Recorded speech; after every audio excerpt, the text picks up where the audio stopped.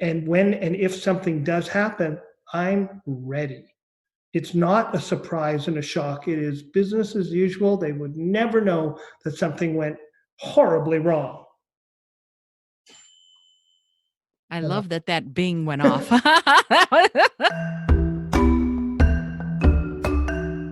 Hello, and welcome to the Creative Mindset Podcast. I'm your host, Isolde Trachtenberg. In the show, my guests and I explore how we can use creativity to do our best work and live our best lives. I talk with authors, musicians, actors, scientists, and others who are all pushing the envelope to live fully, creatively, and authentically. Listen in to get the scoop on how you can do it too. Hello, and welcome to the Creative Mindset Podcast. I'm your host, Isolde Trachtenberg, and I am thrilled to welcome you to the show. I'm also incredibly thrilled with today's guest. Check this out. Since 1973, Brian Glow has performed his award-winning concert one-man Comedy Magic and Mindreading productions and all his incredible full-scale illusion concerts internationally for casinos, television, film, corporate events, and extravagant public spectacles all over the world. So he's got a one-man show, but he also has one of the largest touring illusion concerts in North America. He is an international illusionist and a comedy magician. Brian creates an unbelievable magical experience that's guaranteed to amaze and amuse everyone in his audience. Everything I've ever seen him do has been incredible. And he's toured in over 45 countries all over the world. So you can see why I'm super excited to have him here. Brian, welcome to the show. Hello, Isolde. I am so happy to be here. I can't believe that we've been talking about doing this and having you on the show for like 2 years. So it's very exciting that you've finally got you here. For lack of trying, just 10 months a year on the road is stressful enough. Yeah, and it's not like you're, sitting around eating bonbons even right now. Before we started recording this, we were talking about some of the things Brian is some of the balls Brian is keeping up in the air, and it's more than any three people put together. So there you go. But I want to start, if it's okay with you, by going back to the beginning, because as you know, this show is all about how creative people use that creative mindset to do their best work and live their best lives. And it's my way of trying to encourage someone who might want to be more creative in their life to start. And so I want to get to those juicy parts from the beginning of your journey, and I'd love to ask you what got you started in magic. Well, my history goes back quite a bit of time. I started really getting into magic. About 1965 is when I remember watching Ed Sullivan. Ed Sullivan was a variety show. It had music and dancers and magic and fire eaters and any kind of variety entertainment you could possibly imagine. But they were all world-class acts. So you would see the Beatles, the Rolling Stones. In fact, it was their first introductions into North America from the UK were on Ed Sullivan. In fact, one of the big draws for his show is that he had so many firsts because they had people scouring the world for the latest and greatest that was breaking in another country and that they were coming or were going to come to America. So they would get them on TV right away. And so they had magicians that were phenomenal. And I can remember many of them. And I remember watching Sunday nights, we were glued to the TV, and they had a lot of magicians. And I didn't find out till many years later when I met Jay Marshall from Chicago, who owned Magic Incorporated, who had been one of the acts I saw on Ed Sullivan. Jay told me that Ed Sullivan's agent was a lover of magic. And Ed pretty well gave him carte blanche to be able to pick the act for his show and was one of the major producers. So he'd always try to get magic acts on. And especially since he was from Chicago, we brought in some Chicago acts. Funny enough, people like Jay Marshall, I think, were on 17 times or something insane like that, because back then, pre-internet in the 60s, they had letter writing, and they would get bags full of mail requesting certain acts. And if they got enough requests, they'd bring them back. Well, some of these acts kept getting over and over and over again. And as you can imagine, a variety act that got to come back multiple times, their fees went through the roof. But I digress. So this got me excited. I wanted to know how the tricks were done. I tried, my mother finally took pity on me. I was like 7 years old. And in where I live in Winnipeg, Canada, there was a brand new library that had just opened up in our area. And we went, and it happened to have two books of magic. And one of them was a biography of Houdini, which was really well written, but it was for kids. And another book for kids on magic tricks. And it was called Magic of the World by John Mulholland. And it was phenomenal. It actually became my entire first show. And not that it was an easy book to read, even though it was written for kids, it was for older kids, but I was pretty precocious. So I powered through it and built the little props out of cardboard and string. And for my 8th birthday party, that I was the entertainment. I love that. That was my introduction into magic in an hour-long spiel. Wow. I love that you went, not only am I going to learn it, but I'm going to be the show for my own party. That's phenomenal. So you started doing magic that way, but at what point did you decide that magic was going to be your life? Was there ever anything else you wanted to be? Well, no, but I was I have many interests, but science being one of my favorites. And I had visions of grandeur doing many things, but magic was always forefront. I loved magic. I was doing birthday parties and weddings and bar mitzvahs and christenings and you name it, I did it.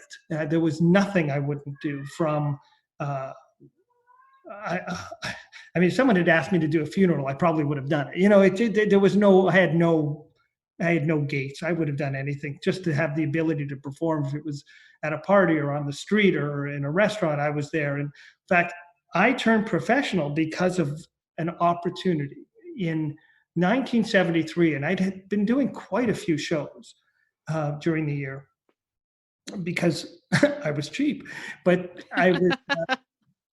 But I was doing a lot of shows, mostly birthday parties and that sort of thing. And I was in a restaurant with my family, and it was quite nice. It was called the Lock, Stock, and Barrel Restaurant. It was kind of a steak and rib joint, and it was kind of a suit and tie sort of place, but not really. So it was business casual, I guess you'd call it. But many people were dressed up and. So we're at the tables as usual. It's a busy Saturday night or so, and we're waiting between the soups and salads. It's a long wait sometimes. So I'm doing anything to occupy myself as well as the table. So I'm doing card tricks and coin tricks and anything I happen to be working on at the time. My poor family were captive audiences. And the funny thing is, their tables around us kept looking and watching. And I would turn around to one and say, take a card or hold on to this salt shaker, or whatever the case may be. And the manager, owner of the restaurant walks by and is just watching, and he's having a bit of a chuckle.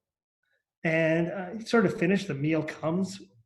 I finish the meal and I'm shy. I mean, I'm a total introvert, but I walked up to him and said, "Hi, I'm Brian Glow. I would love to be the house magician here at your restaurant. Do you see how, it takes so much time between the soup and salad, and, that time could be great for an entertainer and keep your guests happy. And, happy customers will order more, and the longer they stay, the more they'll drink." And he looks at me like I'm from another planet because I'm this kid telling him his marketing strategy.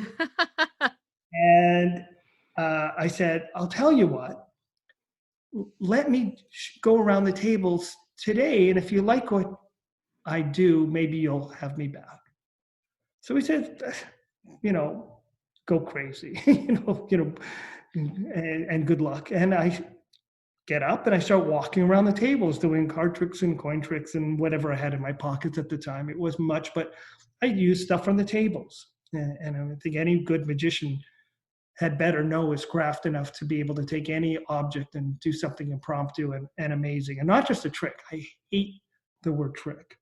I detest it, because a trick denotes something like, haha, I fooled you and you're an idiot. And I do not like that. I want to take them on a journey. I want them to be amazed and excited and laugh and have a good time, because that's what magic meant to me and still does. So I'm having a good time and people are laughing, and he comes up to me and he said, come to my office. And I thought, either it's good news or bad news. And he says, can you start next Sunday? Ha! I love it.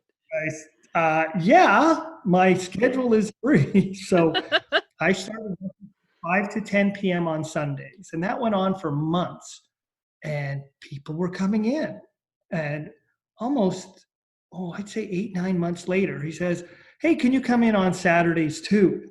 We have more youth and kids coming in with their families, and there's a birthday party. And I said, terrific.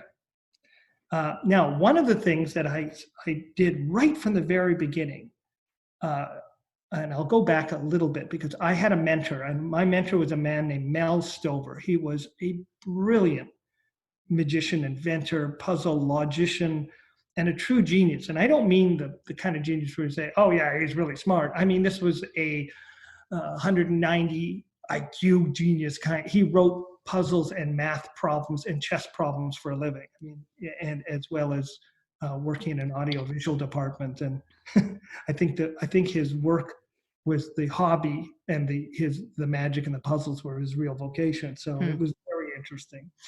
And he pushed me. He never, if something didn't look good, he'd say, that looks like crap. So I just got into this whole mindset of trying to be always involved with the magic and really pushing it to as far as it could go. So he said, can you do these Saturdays? And I said, yes. And like we had planned, every table in the restaurant had little tent cards made. And this was my idea, to have my name and ask your server for our house magician. And it's all free, because I wanted to let them know that, one, I didn't want to have to walk up to say, hey, would you like to see the house magician? That I think that was belittling. Mm-hmm. And this is something Mel actually really pushed on.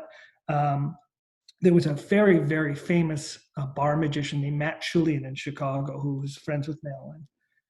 And Mel saw him perform in restaurants and used to see why this guy was so highly paid. And he did take tips. I decided not to, because I had a bit more of a master plan. And my master plan was, I wanted to use them to know, like, and trust me, and then hire me for other events like parties and banquets and anything else.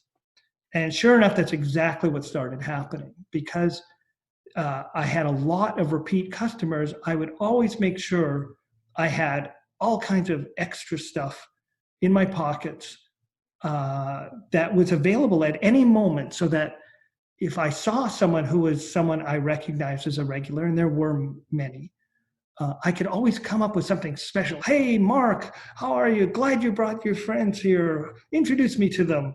I'd love to show you something really special. I'm sure Mark told you that I've been here before, but I've got something really new and special just for him. And what does that tell you? It made people feel special, because I wanted to feel special. If someone did that to me, I'd be on the moon. So I figured that must be a great way to treat people. And guess what? It was a golden ticket. And if you get nothing out of this little talk except that, you'll have gained so much. The idea of and listening to people was incredible, because most of the people coming to this restaurant happened to be business people. And especially on Sundays and Saturdays, it was family, but they were still business people. And I'd always hear from a table at least once a week, oh, you'd be great at my trade show. You'd be great at my banquet. You'd be great at our sales meeting. And I'm going, oh, well, I just happen to have some information about how you can reach me. So I'd always do tricks that left them with business cards or some memory that they could take home. Another thing that made my name indelible is because they got to take something really cool. Uh, and that was important, whether it was a dollar bill that was folded up to look like a bunny coming out of a hat, to a possible object like a golf ball that ended up inside a beer bottle or something like that. Especially for people I knew were coming and I could prepare because I knew they might be special. So I'd always make sure I had something extraordinary for those people. Now, I would do incredible stuff for anyone who came, but I was looking for my future. I was always looking ahead to something else. And then the weirdest thing happens. A year later, they asked if I would do Fridays. So now I'm working Fridays, Saturdays, and Sundays. I'm doing over 40 hours a week of magic. And I had to keep learning over and over. I had to learn new stuff sometimes every week because, again, a lot of repeat customers. So this aspect of trade shows kept coming up. And I said, oh, yeah, it would be great. And I'm going in my head, what's a trade show? Well, a convention center then opened up in our city, a huge one, and around that time. And I went to see what a trade show was. And I was blown away. And for those who don't know what a trade show is, an industrial show or trade show is where like industries or industries surrounding a certain theme will get together to basically show their products or ideas and sell them or get people to know who they are. So you would walk in and there may be 12 or 1,500 booths, and it may be a car show. So you would have everything from windshield wiper displays to auto pumps to car washes to tire manufacturer, you name it, it was there, and of everything you can possibly imagine.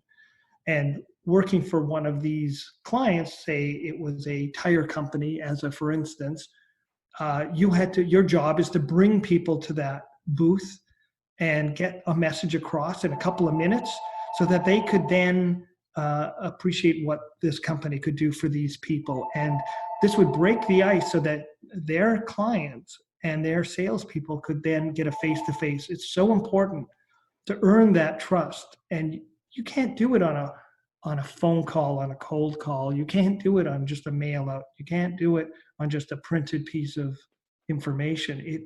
That face-to-face is in business gold, because who do you buy from? Someone you don't know or someone you know? Almost exclusively, it's from someone you know, because you can see their face, you know if they're trustworthy, and you get that impression when you meet someone for the first time, or many times thereafter, because if they're smart, they're going to keep that conversation going.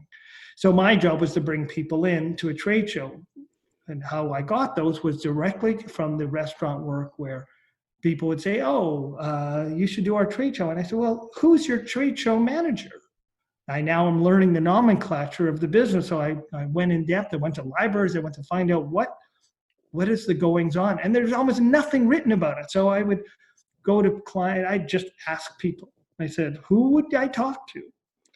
And so I found out it was booth managers, and because they have the power of nay or yay for anything new that's coming in the marketing of that trade show booth.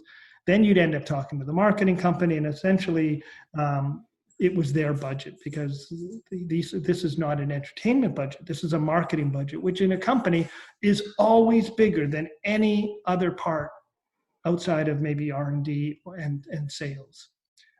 So you want to target those guys, because that's where the budget is. So that's what I started doing, and literally 500 odd trade shows since then. Wow.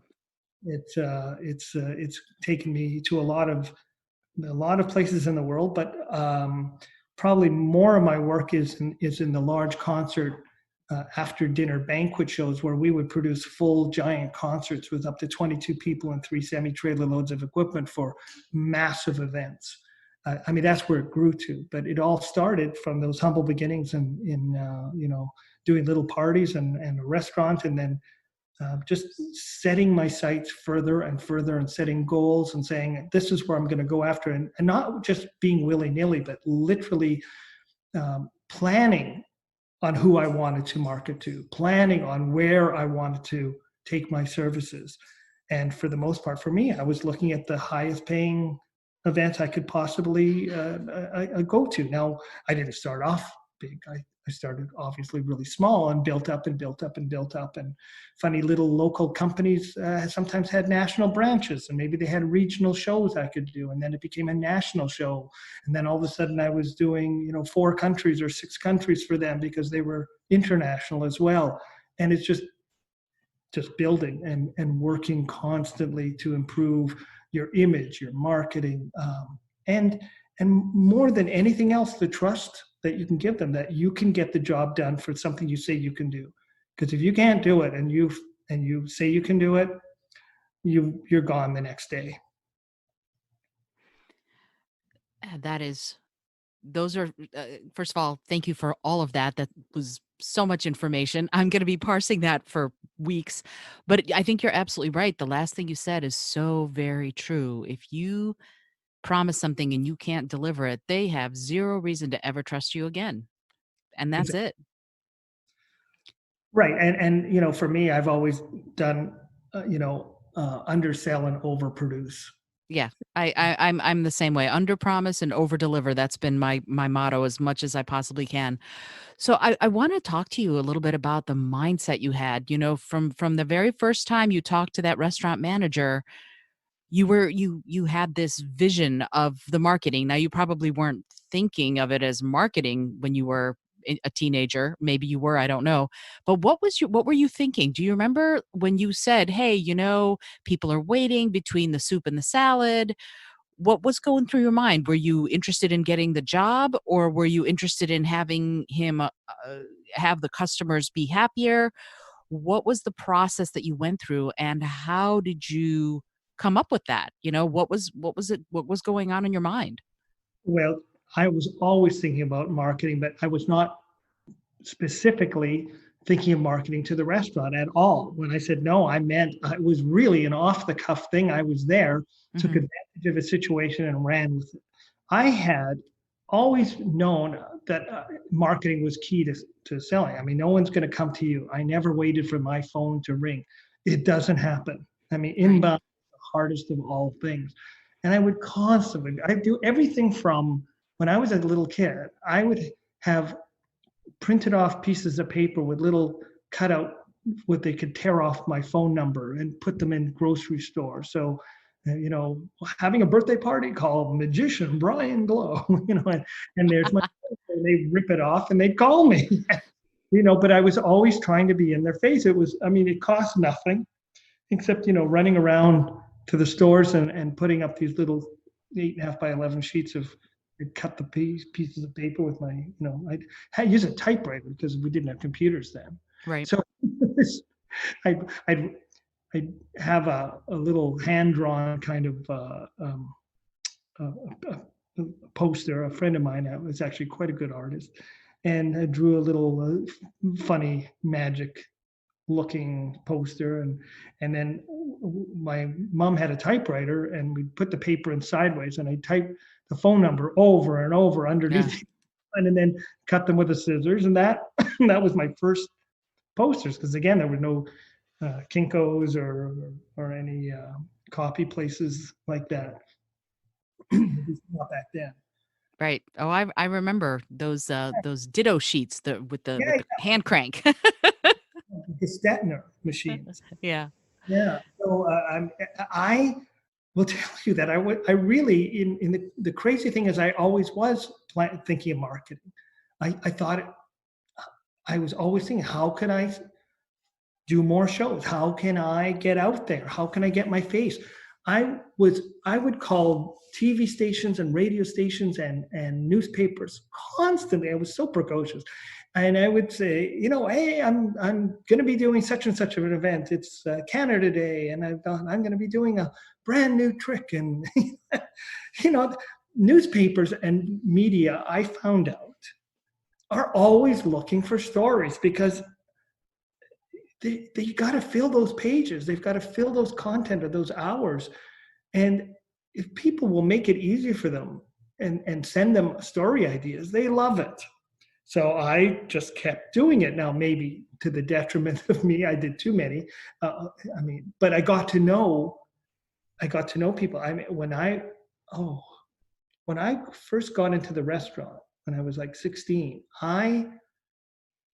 the first thing I did was try to get on TV with it, and did. I got a great little interview, and the guy called me Canada's youngest professional magician, and that stuck for a long time, fortunately. And it was great because I used that, and that got me some TV, some other TV, and some newspaper, and some radio. I had to come up with radio tricks, and that's where Mel really came. He gave me some great ideas for doing some tricks on the radio. And anything I could read and find out about things like that I could change over to radio meant that I could go where no other magician was going, which was radio. I mean, that's tough. Yeah, how did you do that? I don't understand. Some wonderful mathematical and mind reading style tricks. And I would also do things where I would say, get a pencil, get a ring, get a coin. I want you to move your coin to the left and 2 steps to the right. And you'd be very descriptive. And at the end of the day, you would tell them what the coin was in your right pocket, the watch is on your left pocket, and the pencil is sitting on your wrist. And you'd be right. And everybody following along would end up in the same position, and they'd be amazed, even though they started off at different positions because they could mix up their objects. Right. This was a wonderful, wonderful creative idea. Not mine. I wish it was, but it's terrific. The fact that you could do that across radio waves instead of having them watching you or following you along, but just through the power of your voice is incredible. I love it.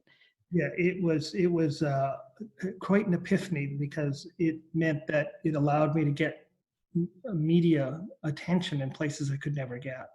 And that meant any time I went, even to a small town that didn't have TV but had a little radio station, I got to get attention. I got to go to those little local newspapers and do the thing with the local editor, because sometimes those papers only printed every week. Right. But the radio was constant. So that kind of was very cool. I had some tricks with calendars, I remember, and a whole variety of wonderful little bits that you could do because it uses your imagination. I think that's the most important part of our entire brain, is the fact that we have an imagination that we can think and create and picture in. That's why books are so great, because you're reading something and you make your own imagery. You watch it on a movie and you go, oh, that's not what I thought it was going to be, because you've made up your own story. You've seen that character in your own mind the way you want that person to be or that place to look.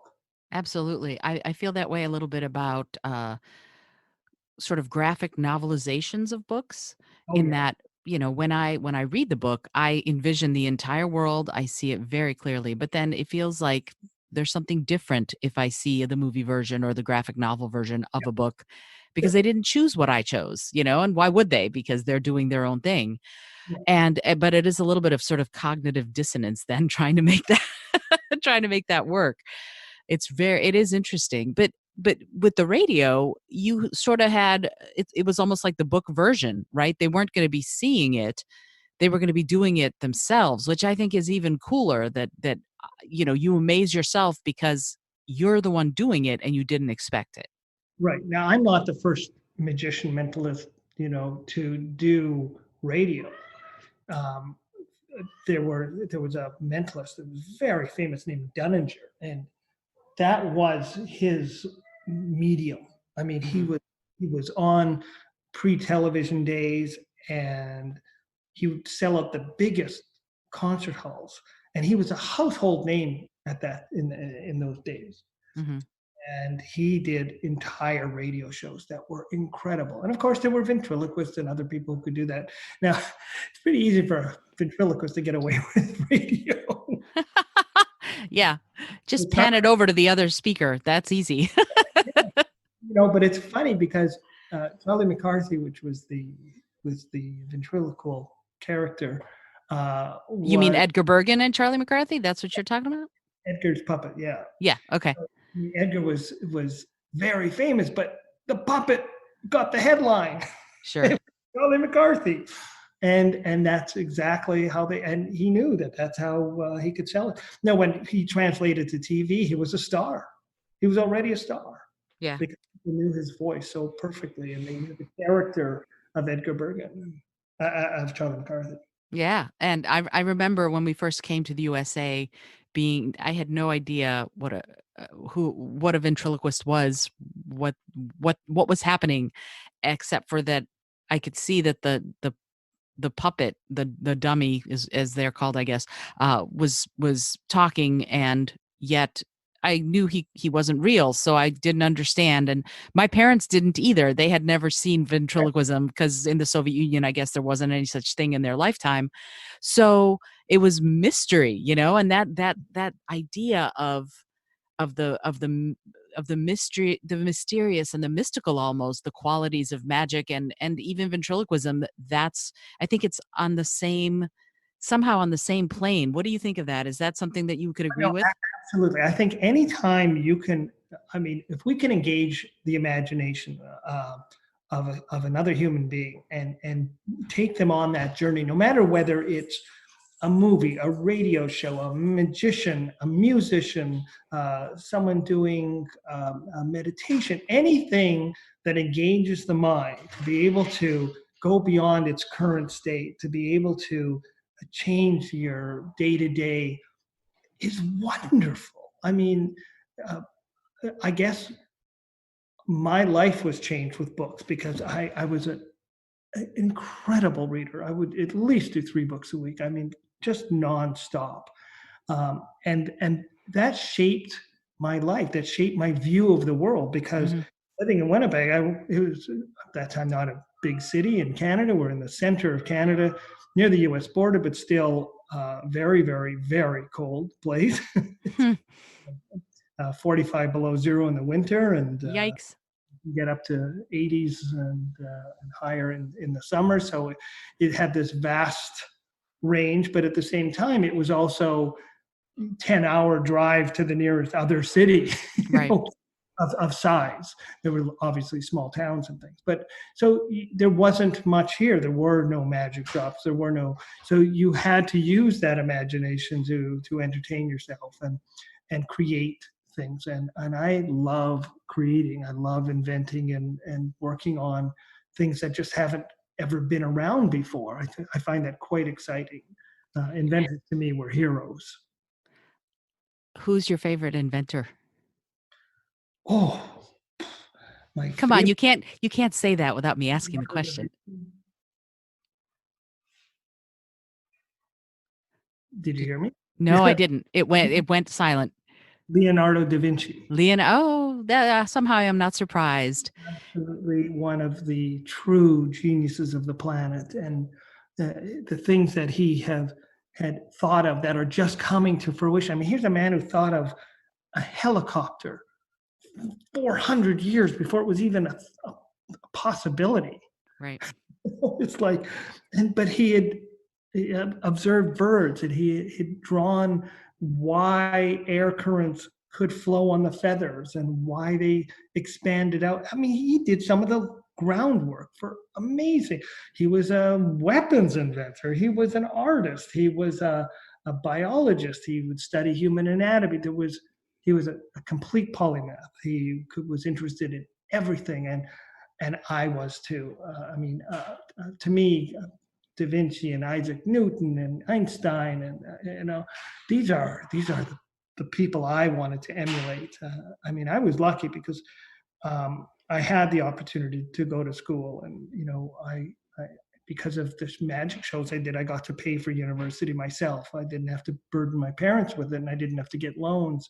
So I got a degree in physiological psychology for research medicine, another in computer science, and another in anthropology. So I get to use those things to help make my magic, my shows, as good and or as great as I can make them. And I continue to this day to use them, especially now that I've, since about 78, I've done quite a bit of work with anti-suicide, anti-bullying throughout the world, but mostly in Canada. And in the last 11 years, mostly in the ultra remote communities of the Arctic. And if it wasn't for some of those skills, so some of the knowledge that I'd learned from doing all of that and continuous study since that time, that it's enabled me to be able to use magic in a way that is was I don't think thought of, which was taking messaging and linking it with magic to make it very indelible. So the message was quite clear and remember. So the same work that I did while I did trade shows where I had to get a product of a client or a message of a client to the people walking by and 35,000 people a day, past a booth that it was 10 feet by 10 feet and you had to stop people and get that message across or you were useless to them.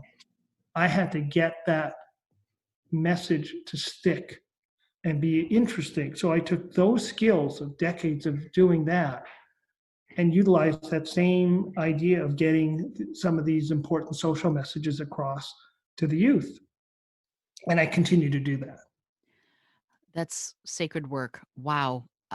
You and I have talked a little bit about that before. It's so important, especially in sort of these remote places that don't have access to all of the facilities that somewhere in a big city, that someone who's having these kinds of challenges might have in a big city. So it's amazing to me that you're able to go to these remote places and really work with people to help them find solace and resources. And what's the latest on that? Where were you going, and what are the plans for it? Well, when the current situation abates, I will be in Alaska, Northwest Territories, the Yukon, Nunavut, and Nunavik, which is above northern Quebec, dealing mostly with First Nations, the Dene, the Inuit peoples, with used to be called Eskimo. They are at such high risk because of their isolation, and these Sure. communities. I was fortunate to finally get towards as close as I could to the North Pole, which was Grise Fiord, the closest community in the world to the North Pole. But there's 123 people who live there, and at any one time, there's only maybe 60 to 80 people in the community because the rest are out hunting because there's no store. So if you don't hunt and fish, you die. It's that remote, and it's a wonderful, wonderful community, great people. And unlike you would think, they do have now internet access. They don't have cell phones, but they do have communications. One thing the Canadian government did many years ago was to start the infrastructure and now complete coast to coast to coast. The fact that we could get internet services to be able to, maybe the bandwidth is not very good. It might be akin to dial-up at sometimes, and if there's strong winds, and that could knock out the satellites, or the satellite dishes, which happens far more often than you'd possibly want. But they're starting to do teleschooling, where they do remote schooling to other communities around the world, and starting to do conferencing. So it's not like they are so isolated now that they don't know what's going on, but they're isolated physically, Sure. being hours and hours from flights or thousands of miles away physically from anybody else. Consequently, the ultra poverty and the food scarcity and the loneliness mounts to a point where it's the highest suicide rates on the planet, anywhere between 11 and 30 times the possibility of suicide in any other place in the world. So there are communities there that have 200-300 people and might have 12, 14 attempts in a month, and sometimes none, and then sometimes it's the attempts are not just calls for help. They are serious attempts at killing themselves. Hmm. And it's devastating. And it's devastating to have to talk to people who you've just heard that in 2.5 years, 12 of their family members have killed themselves. And you're hearing it from a 12-year-old kid who's now planning on killing themselves on Tuesday. And you're the only one there. There's no social workers. There's ill-trained wellness workers who try their very, very best. A psychiatrist may come to a community once a year, maybe. There's a nursing station. Doctors fly in on occasion. Most likely, if there's a problem, they fly out to a hospital somewhere, which could be hours away, which, as you can imagine, does not bode well for a patient. Right. So, yeah, I mean, you land in these places going, what am I doing here? So, Well, I mean, what you're doing obviously is helping a lot of people who didn't have much hope. And I think you give them that gift, like you said yourself, that gift of imagination and that gift of envisioning something different and something better. That's priceless. I really. I hope so. I mean, I come into the communities. I have a multi-pronged approach. I usually do a free show for the entire community, so they get to know who I am. I do the anti-bullying shows, classroom to classroom sometimes, but usually I'll have grades like 3, 4, 5, and 6, 7, 8, and 9 through 12 in 3 sections. The youngest ones, we just do some fun tricks, and you know the messaging isn't getting across. And kindergarten to grade 2 in most communities in the Arctic have not learned any English yet. They're speaking Inuktitut, which I don't speak, as an attempt to regain their language skills Mhm. that they lost because of the issues during the 60s and residential schools. And it was another horrible thing that happened to Indigenous people throughout North America. But these are things that were past, but the hardships have still continued, and the effects of what happened to their parents or their great grandparents or their grandparents.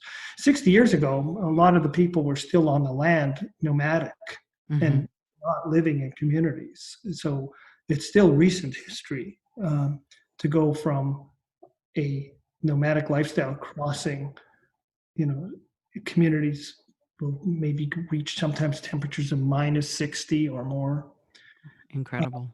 Incredible stuff. And I mean, I went ice fishing with a group at -52 degrees. This is, talk about insane, but when in Rome.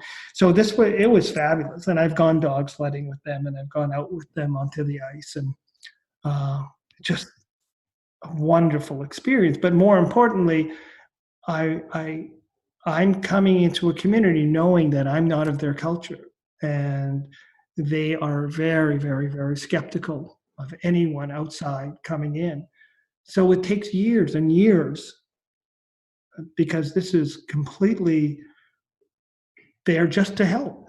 There's to get the messaging across, encourage people to go to school and stay in school and graduate, um, communication skills of what to look for if signs of suicide, look for what to look for in elderly who are lonely and also contemplating it. It's these are we take these for granted because we can go to someone, we can go to a counselor, we can go to a psychologist.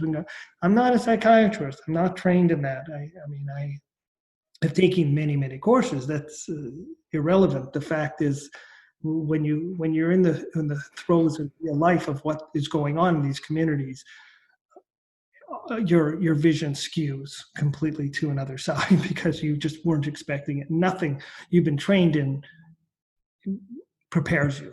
Nothing. And I mean, you walk into a house where there's 12 people or 15 people living in a little house because there's a housing shortage. There's just nowhere for them to live. So they're crammed in. So if someone gets sick, it spreads instantly to an entire households. Right. And then who's going to bring in the food? And that's not every community. I mean, but certainly many. And that's not just here. I mean, this is a worldwide issue. It's not just the Canadian Arctic and the American Arctic. No, I'm sure it's not. And yet you've taken it on, and are, everybody can see the issue, or can learn about the issue, but not everybody's going to go, you know what, I'm going to go do something about the issue. So that's my mother would say it's a mitzvah. What you're doing is one gigantic mitzvah. Let me ask you, what, if you are willing to share, what got you started? What made you decide that this was something that you wanted to do, that you wanted to bring this messaging of suicide prevention and awareness to these remote areas? Well, I was severely bullied from about grade 5 to grade 12.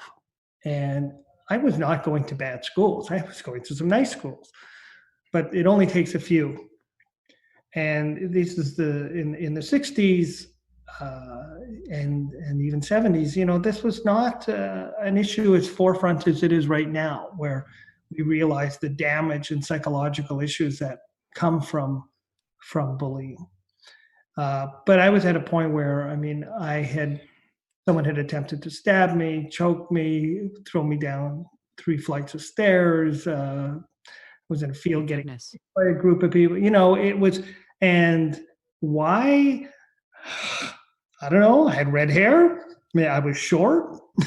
I was, you know what I mean? There's nothing. I was too meek, and I was introverted. And funny enough, it's a strange introversion, because when I did magic, I came alive, but Right. only for that period of time. And then even like now, I just, I'm like a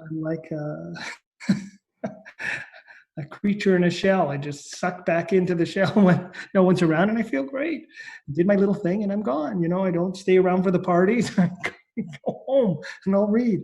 But so, I mean, the culture, I was not a hockey and football and soccer player. And, I wasn't in the group. I wasn't in the crowd. I was a loner.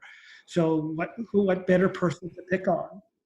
And it's funny, because asking the why on some level doesn't make sense, because I don't think they even know sometimes, the No, bullies, I mean, I go in quite a bit when I'm talking to the kids. I mean, now I get it.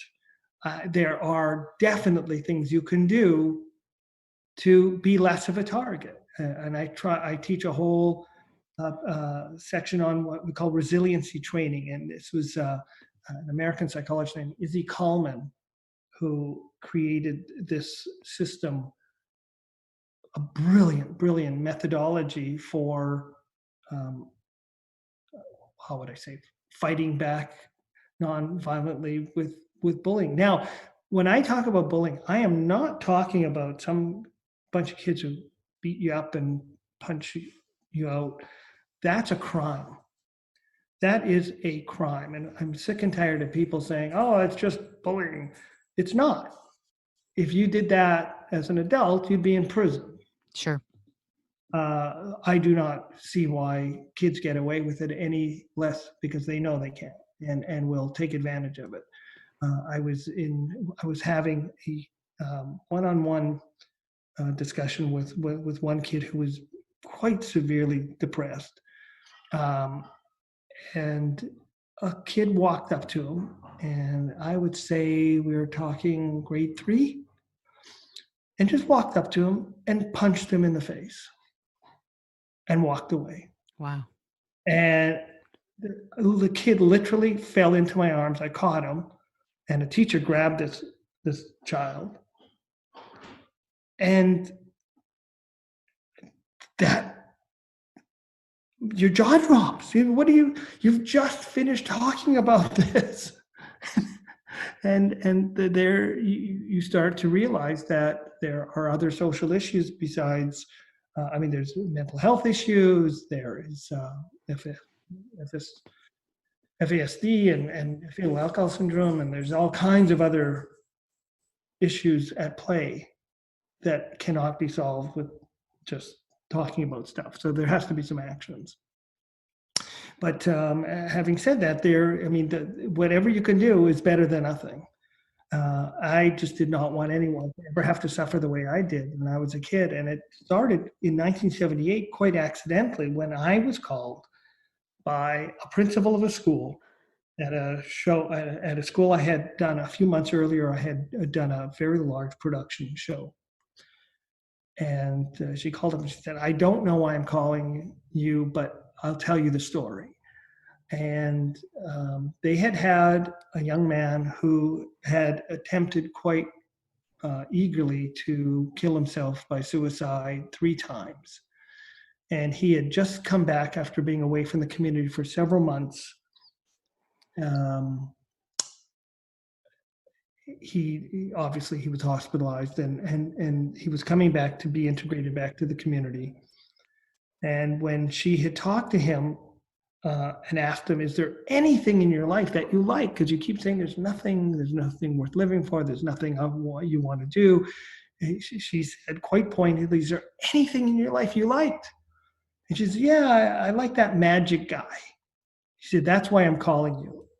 And I'm on the other side of the phone going, now remember, this is 1978. I had just graduated university. I was just kind of, I was young. And all of a sudden, this massive gauntlet is being thrown down to me. And I said, "Let me call you back." And I made a quick call to an airline that I dealt with. That was a very small airline that went to a lot of the communities. And I told the president of the company, who I knew, because I had done their Christmas parties, and I said, "Hey, this is what's going on. I've flown to your community before. I'm doing this thing, and I want to get to this community, do something for him." And he said, "Be there in the morning. It's on us." Wow. So I start packing. I don't know what I'm going to do. I have no idea. It's never dawned on me that I would do anything like this, but I thought I'd do anything. So I just literally filled a couple of suitcases full of tricks and a couple of T-shirts and a pair of jeans, and off I went. And in the morning, I went up, and the only idea I had was that I would take this kid around with me somehow, some way to do something. And I would pull his name out of a hat or something. And, magically, if I can't make someone's name appear out of a hat, I'm a bad magician. So suddenly I pull this child's name out, and they're going to be my assistant to come around. And one of the things that I had done since I was a very young kid was tricks with math and science and geography and history. I mean, literally my first birthday party, remember I told you about Magic of the World, that book, that was the book. The book's premise was each trick was from a different country. And I said, that's going to be my hook. And I would go from classroom to classroom, and maybe this kid I can get to talk to me. Because this is the thing, they didn't know what was going on. He would not talk to anybody. So that was my simple plan. And on the first day, he said not one word to me. I knew his first name. That's it. And I keep asking him to bring things and hold things. And, he was like an elk in headlights. He was just standing there in shock. But he liked what was happening. He liked the tricks.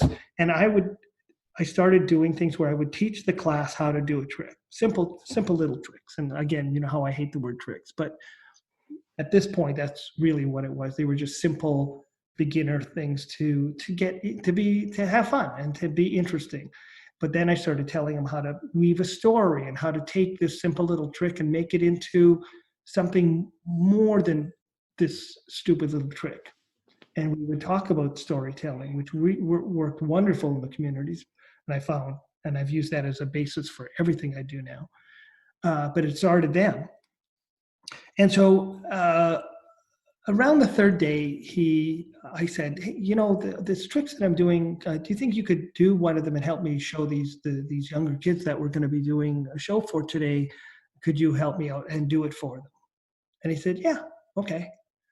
And he starts doing it, and the kids are reacting and they're laughing, and he is wearing the first smile I've seen in 3 days. And if nothing else, I was okay. We've got a one check mark in the win call. Right. And at the end of the day, he says, hey, can I talk to you? I said, sure. So we go into an empty classroom and we sit down, and he starts pouring out a story that still haunts me. What was being done to him by a family member was unbearable. And I am not a therapist. I am not licensed. I got no degrees, and I have also no medical issues in terms of confidentiality. And I went to the principal that night. I went to her house and what was going on. The RCMP, the federal police, came. They grabbed him, speared him out of the community as fast as they could, arrested 2 family members, and saved his life, I think. I kept in communication with him for over 15 years. He became a drug and alcohol counselor, helping other kids. And I'll tell you, it stuck with me all this time. And on occasion, we bump into each other online, and it's pretty amazing. He's got a family, he's got kids, he's stable, but it was amazing, and it changed my entire life. So I started doing it anytime I went to anywhere in the world. I'd go to hospitals, I'd go to schools, I'd start just doing these things and learning, and read, and then took courses. And boy, it's been a journey. But I'll tell you, it was not what I wanted to do. It's not what I ever thought I would do. But now that I'm in my 60s, I'm going, you know what? I like this. I'm doing more and more and more of it. Spent 6-8 months a year doing that, as well as still doing my corporate shows, which is my bread and butter, because the other ones aren't really paying. But I've made a good living, so I can do things like this when I feel like it, and I do it a lot. So for the last 11 years has been concentrating in the Arctic, but I've done it in Japan, I've done it in Southeast Asia, Europe, South America, not South, Central America. So yeah, it's been interesting. And so necessary. There are so many children who feel alone and helpless, and providing even a little bit of solace, but also someone who understands them and says to them, no, what you're going through is not normal, is huge. Yeah. Because how do you know, as a child, how do you know that it's not normal if this is all you know? How do you know? I think most people know it's not normal if this is happening, but they don't know what to do. They don't know. There's no one they can turn to. They think the embarrassment level. I mean, I never even told my parents. That's some of the worst things. I mean, I was just too afraid and embarrassed. And so I can bring those things to the table because I did live through them. Mm-hmm. More importantly, it's not just talking about it, but doing something about it, giving tools to do some coping. And even more than that is instilling hope and instilling some joy, and giving them positive outlets that they can say this does end. There's a point where it stops, and more than almost always after school. But I want you to stay in school. But I mean, the idea is we don't give timelines, and I don't talk about not going to school. God, most of the things that I do talk about is how important education will set you free. Absolutely. What they're not going to get. You get educated, you can go anywhere in the world. You can do anything. And if you want to stay in the communities, great. But you can be a leader. You can bring two skills to the community that no one has ever had before or willing to do. You could be that person. You could be that thought leader. And it doesn't take that much more than you think. It's doing that little extra bit, that 1% more than everyone else. It's just that you're ahead of the game. And the more you learn and the more you can create, and for me, everything is about creativity.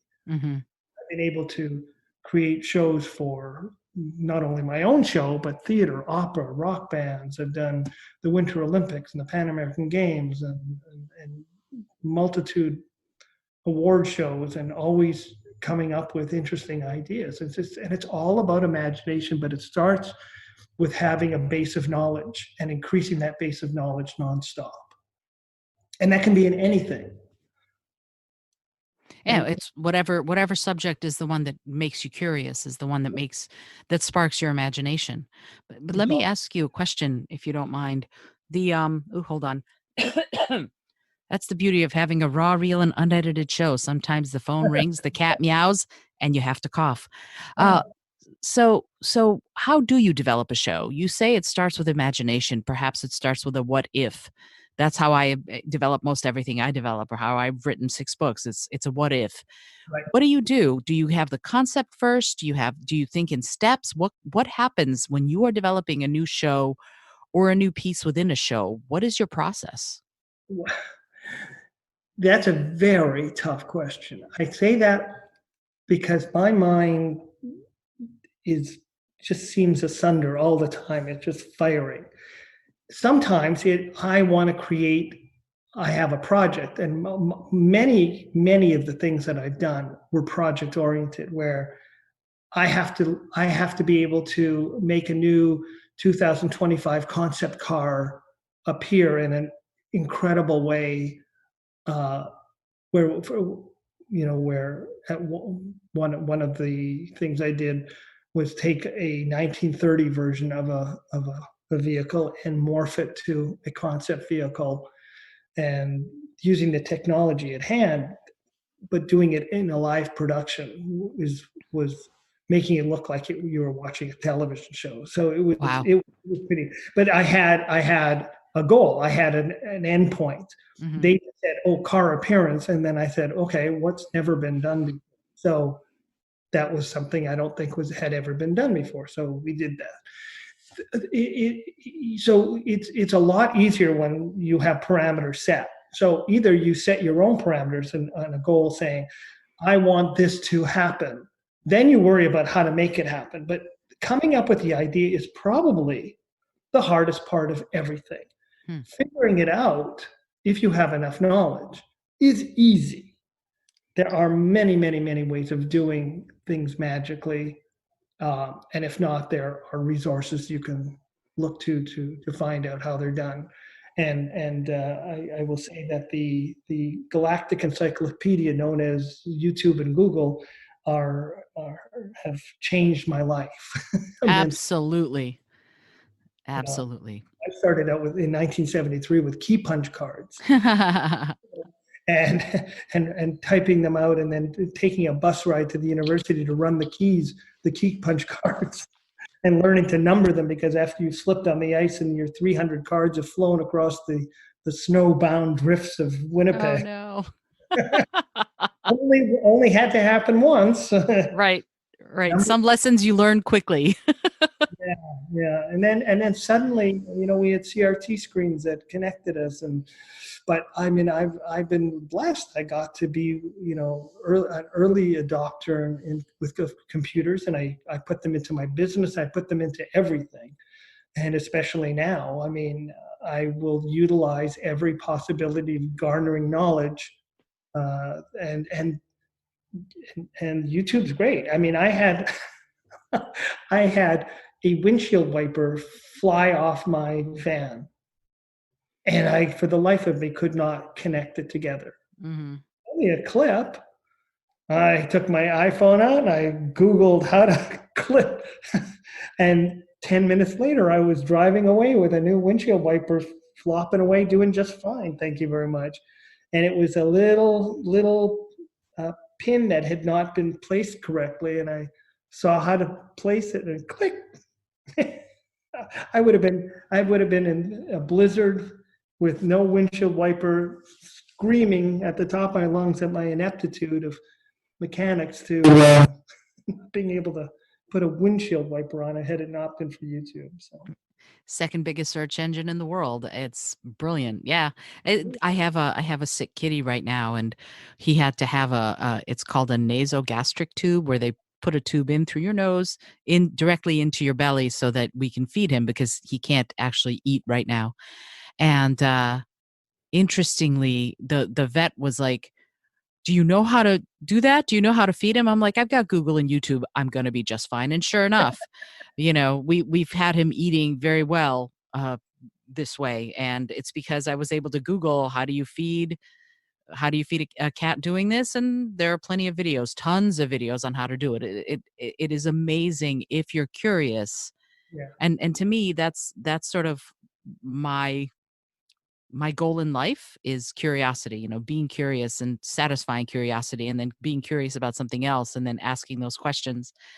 So that is, I love that we have this. I agree with you. I love that we have this as a potential.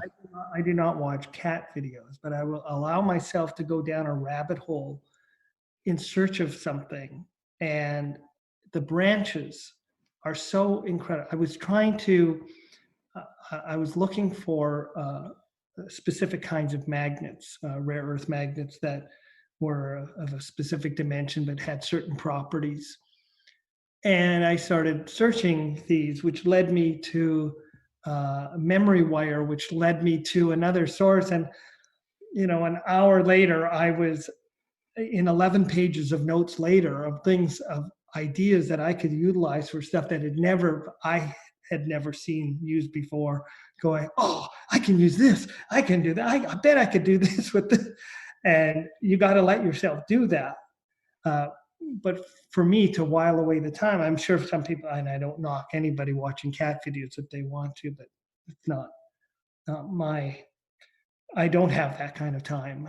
Maybe at some point I'll be sitting drooling, and that's all I'll care about.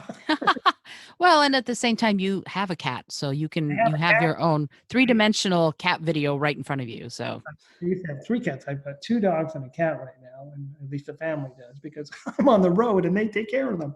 But mm, I do love our animals. I've had animals most of my life, so yeah, and they're amazing, all the amazing companions. So speaking of your family life and your work life together, can you talk about your daily routine a little bit? I mean, I know at home right now because of the pandemic, things are different. But what goes on for you? How do you, because I my goal, as I mentioned earlier, is to give resources to people, and sometimes it's, hey, go to YouTube and look this up, but sometimes it's, this is the thing that I meditate every morning. That's one of the things that sustains me, is to do even just 10 minutes of meditation or 5 minutes of meditation. That helps me. That's part of my routine, like getting out of bed and brushing my teeth. It's just part of my routine. What do you do? What's your day like? well, I don't sleep a lot, but that's just nature, not something I've cultivated. I've just never slept. I found out maybe only 2 years ago that I have three kinds of insomnia. So Three kinds. My goodness. I have an insomnia. I actually went through a sleep study in a hospital to find out. They put electrodes all over me. Apparently, I have a very difficult time falling asleep. I guess chemical production. I have a very hard time because I wake up, I have a hard time falling back to sleep. And then I had sleep apnea, where I actually stopped breathing during sleep. And apparently, I probably was like that since childhood. I did not know. But as I got older, it's, you had better take care of that or you're going to have a heart attack and die. And so CPAP machines became part of my life, and that's okay because they actually help me sleep. So, hey, but having said that, I tend to get up around 5:30, quarter to 6 every day. I start by, well, probably the first thing I do is check email because, unlike a lot of people, I'm getting mail from all over the world, different time zones. So what's 8 o'clock in the morning for them is not my time. So could be Right. 12, 14-hour differences, and especially in Asia and things. So, so the first thing I do is check to see what's going on. Less so now, because not a heck of a lot is happening in terms of current shows, but that doesn't mean I'm not still marketing and getting my message out. I do not stop that. There's no reason to stop it. The world still runs. The world is going to be just fine. Thank you very much. It's a horrible thing that's happening. It is incredibly horrible. But we've gone through pandemics before, a couple of them, at least in my lifetime. And eventually things normalize. Maybe it's a new normal, and that's fine. I mean, I'm a scientist at heart. I know what's going on, and my background is in medicine, so I am really aware with this. And my hobby was level 4 viruses, so I'm intimately knowledgeable about everything from Ebola and hemorrhagic fever to what's going on with COVID. But having said that, I'm also a realist, and we will get back, and businesses will happen again. It will be different. Mark my words. Air travel is going to be one of the hardest hit things we have, because how do you keep up at the level and speed that was without the possibility of transmitting? Now, if we're fortunate enough to get a vaccine, and more than likely we will, probably within 18 months, not in 9 months, but maybe in 18 months or so, when some good clinical trials are done, things will go back together much faster, because that worry will have been alleviated. But if it doesn't, and for that foreseeable future, we are going to be still living in very restricted living conditions. The way it is now is not sustainable, but we have to. So, but at the same time, we have to continue to plan is for the best, that things are going to get better. If we do not have that mindset, we are just going to be living in fear and loathing, and that does not bode well for the human race. So I tend to always lean for more than half full. I'm always a positive person. So are things going to come back for entertainers? Slowly. And, we are the canaries in the mine. We are the first to go, and we're the last to come back in terms of our services being needed.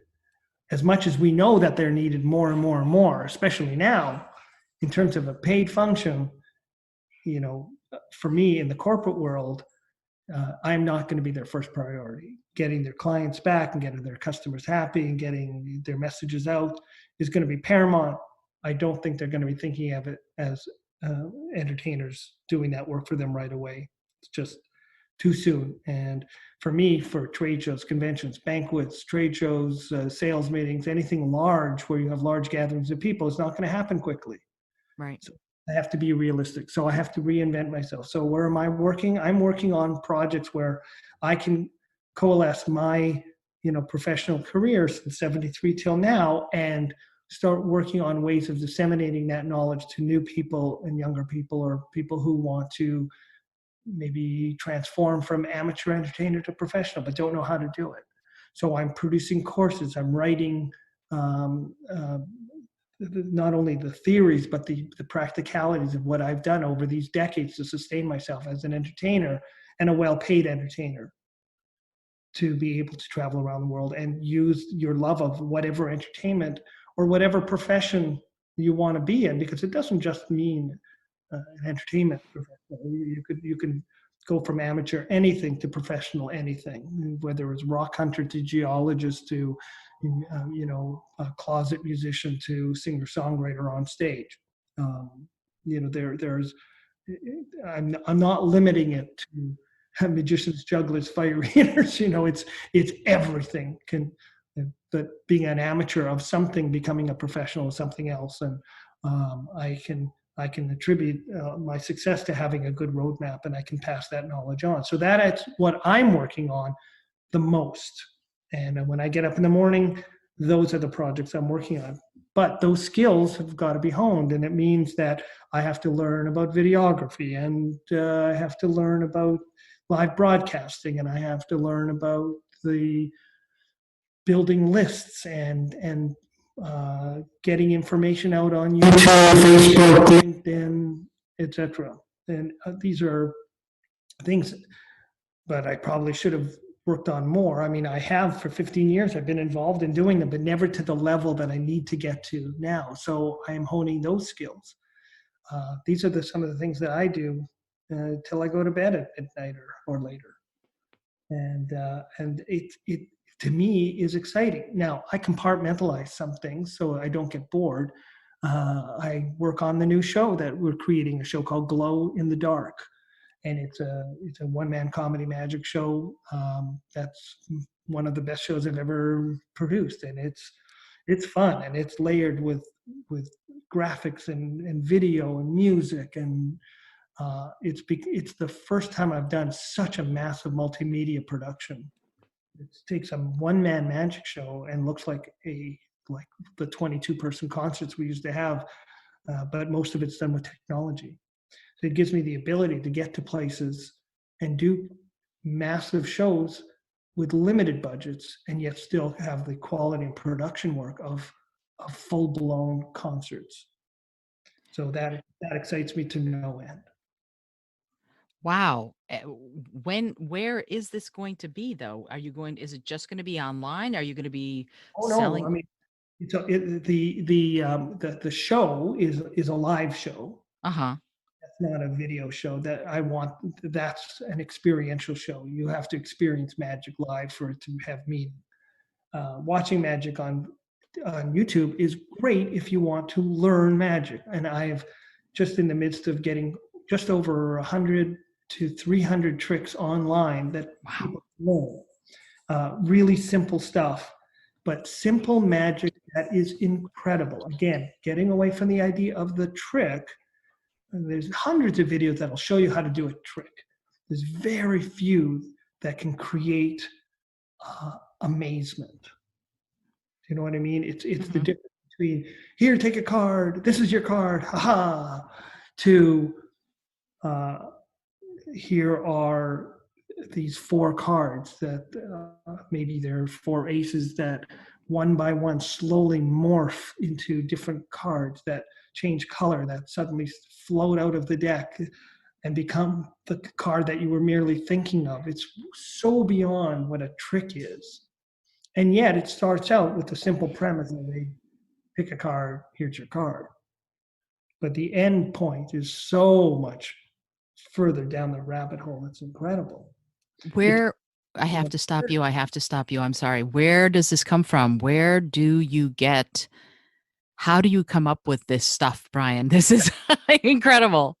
Well, it's knowledge. It's years and years and decades of study, hard work, and then learning the basics, imagination and creativity, take off from that point to make it what is not normal, what is not the norm, what's not the average. It's beyond. It's not settling for ordinary. Is it psychology? What is it? What is the amalgam of principles and disciplines that you use to make these amazing? It is the psychology, it's the scripting, it's the presentation, it is the music, it is the storylines, the background, the presentation of your attitude of how you present the trick. It's how you take it from that simple, thing that you learned when you were 8 years old and make it into a miracle of a semi-religious nature that you could start whole new cults with. I mean, but you have to understand that's how a lot of this started. So this is not new. It's just being used for good instead of evil. So yes, please always use your powers for good. Please continue doing that. I mean, Uri Geller used to say, I'm not a trickster. This is real. He was an Israeli psychic, in nightclubs for years before he suddenly spoons were bending, and he had the ability since he was a child. Well, people Right. believe stuff if you have conviction. Right. Well, he's the guy living in the multi-million-dollar mansion, so I can't. Yeah. He can say it, and if people believe it, I guess that's Yeah, but the internet is full of people who say things with conviction, and people don't do their research, and they just parrot it, and they keep telling others about it, and so it must be true because right. that person said it, and you go, that just doesn't even sound logical. What Right. idiocy! So we won't get into that because there's too much of it. But For sure. for my point is that I'll give you a great working example. I was doing, I won't go into the companies because it's private, but um, let's go back to that book, The Magic of the World by John Mulholland. There was a trick called Shefakash, which was a Chinese coin trick. And what happened is I had a very large banking conference I was doing overseas, and part of it was on globalization of currencies, and the theme was on 50%.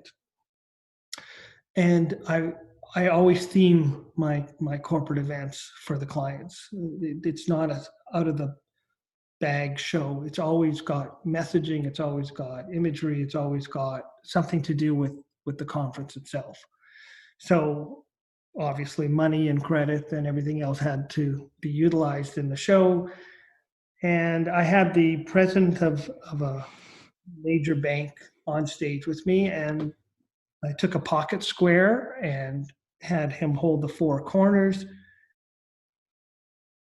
and showing different coins from different parts of the world. Three of them were Asian, and they had holes through them, and three did not. And we counted the six coins, not do any sleight of hand. I could not touch them. We dumped the coins into the little pocket square, and introduced a silver cord, just a piece of silver string. It was just some braiding for something. It looked pretty, and tied it into a circle. And we were talking about how the 50% and the clawback and all the technical jargon that they understood. And as I banged the cloth that he was holding, suddenly the three Asian coins were threaded on the piece of string. And when he opened up the cloth, the three other coins from different parts of the world were left in the cloth. And the messaging had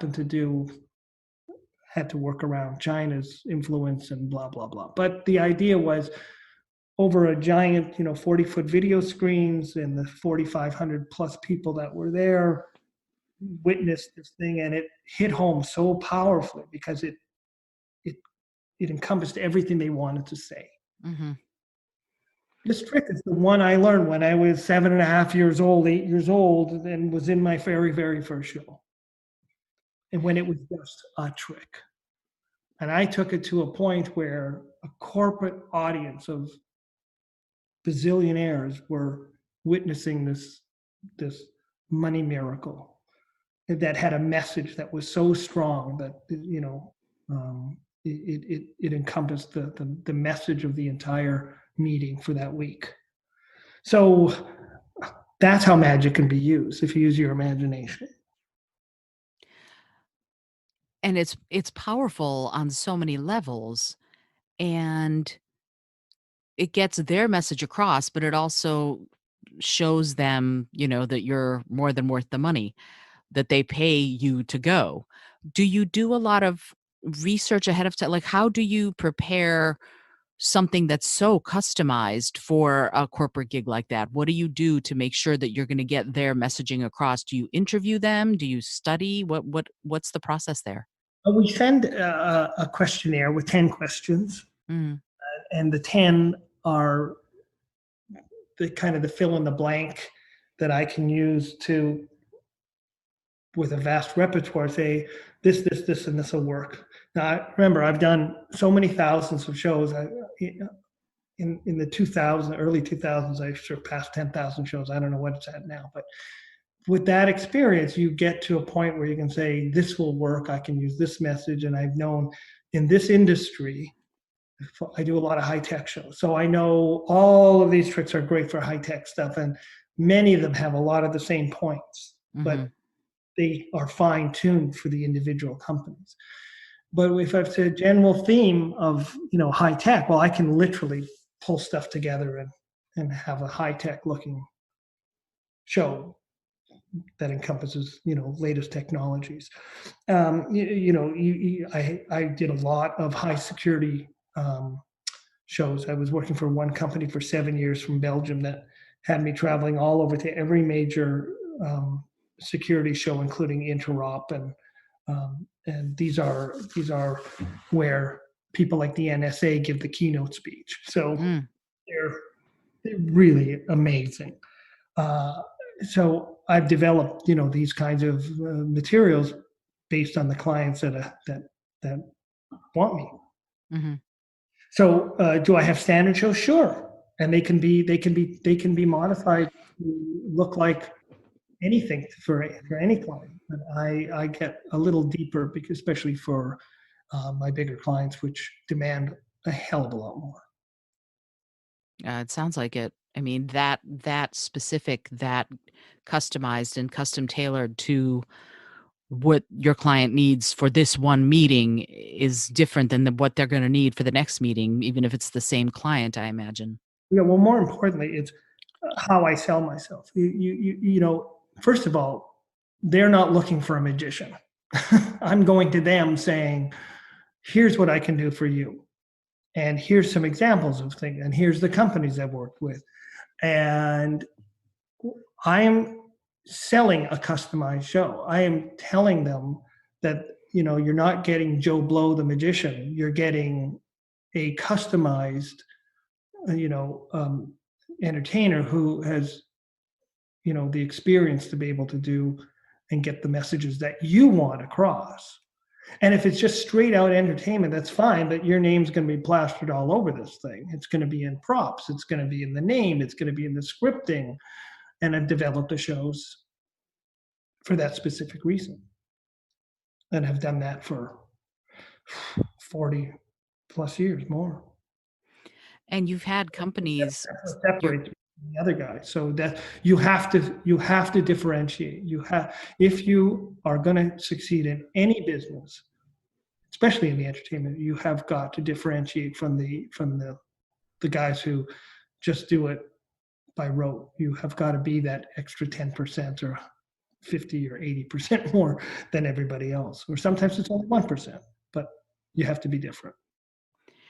You have to be different, it seems like, and you also have to be something that they want or need. You have to present yourself as someone who will solve their problems or who will augment what they're doing in a way that will be really important to them, I imagine. Yeah, I do not, I go to them. They're not coming to me. They're not thinking of a magician. I sell myself as the problem solver. That has always been my acronym for decades, where I have come in and said, I've got the solution to your problem.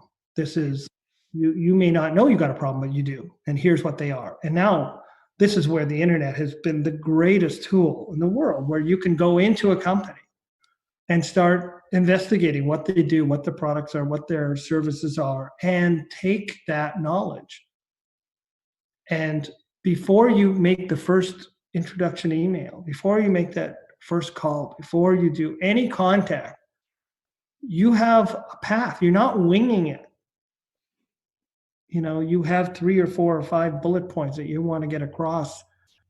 That is what they do. You know what they make. You know the widget they design. You know something about them. Because if you're not interested enough to do that, why should they even consider you?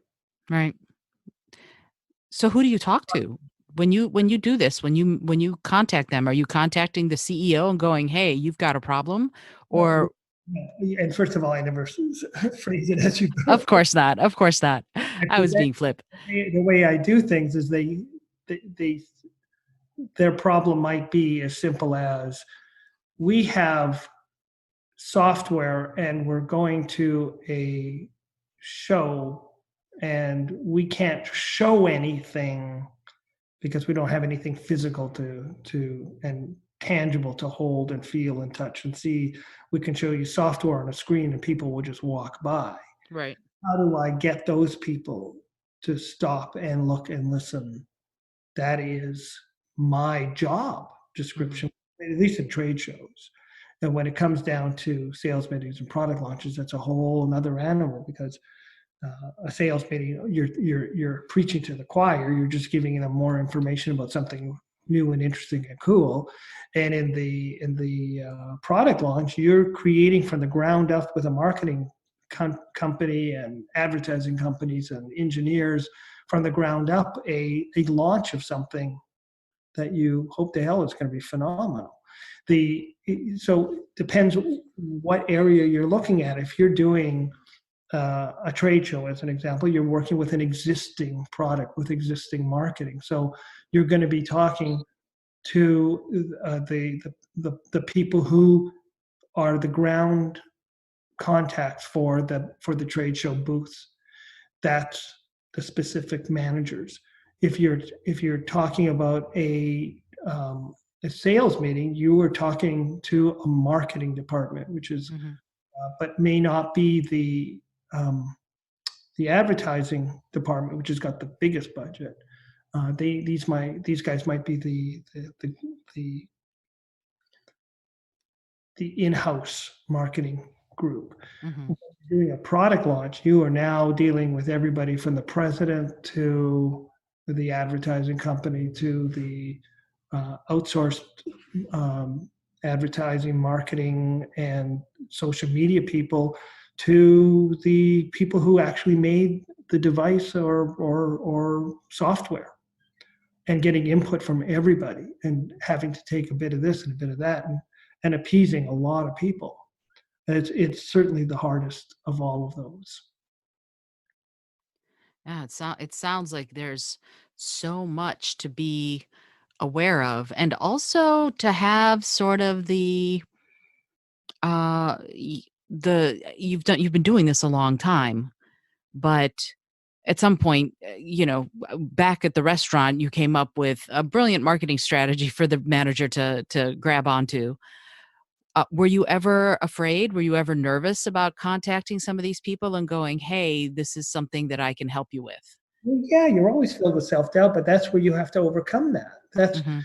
That is the mindset of confidence. And how do you have confidence? You get really good at what you're doing and know that you can do the technical stuff, i.e., the tricks, the music, the poetry, whatever, blind and stupid and drunk. And then the rest is just convincing other people that they need you. Not that you're good enough or anything, that they need you. Mhm. Mhm. You this is where everyone fails when they're first starting out. You have got to create a market. You've got to have a niches where you fit in their world because they have never thought there isn't out of 1,000 people doing banquets, trade shows, sales meetings, whatever, the first person is not, oh, I'm going to get a magic show. Right. It's just not going to happen. They may think comedy, they may think a presenter, they may think, booth personnel handing out t-shirts. I mean, that unless they've been to a show where they've seen a magician and saw the reactions that they get, you're just not in their mindset. So you have to educate them first of all. But Mhm. this is all stuff that I'm putting together as in course form to be able to get people not to have to go through 50 years of doing this. So we Yay, sign me up. That's could wonderful. shorten their learning curve by about 49.5 years. Wow. That's amazing, and that actually brings me to my next question. Right now, there are a lot of people who are like, "I wanna run away with the circus." Everyone's got not everyone, many of us were sheltering at home. People are giving a lot of thought to, "What do I wanna be doing? Do I wanna keep doing what I've been doing, Or do I want to make some changes? Because you know what? I'm finding myself happier being at home than I was going to my job, et cetera, et cetera, et cetera. Right. So Oh, I there's a think, epiphany going on. I think so. I think it's global. So, what guidance would you give someone who wants to take that love of magic and move it into a real career? Should they just wait until your course is out, or is there something that they could No, do? I think if anything, and then not just magic, and it's to anything you have. Number one, you better have a passion for, because you're going to be doing this for a long time. So you better love every minute that you're doing this. If it's just something you've picked up because you think, "Oh, I'm going to make a buck out of doing that," it's not going to work, because Mhm. you'll never be able to sustain the amount of work it takes to succeed. So if you've already cut your legs off before you've learned to walk, it's ridiculous. You've got to have that passion. And again, that can be everything from slam poetry to juggling ping pong balls on your nose. I mean, whatever. You better bloody well love it, Right. because it's just not worth the time or effort. Now, are many skills transferable? Absolutely. Business is business is business. I mean, show business is two words, and business is the longer of the two. It's an old saying, and it still rings true. You have got to know business. You've got to learn the business of show. And that has to do with everything from marketing and how you present yourself and how you package and what the look is and what the style is. And there are a lot of questions to ask yourself, and they are painful. Mhm.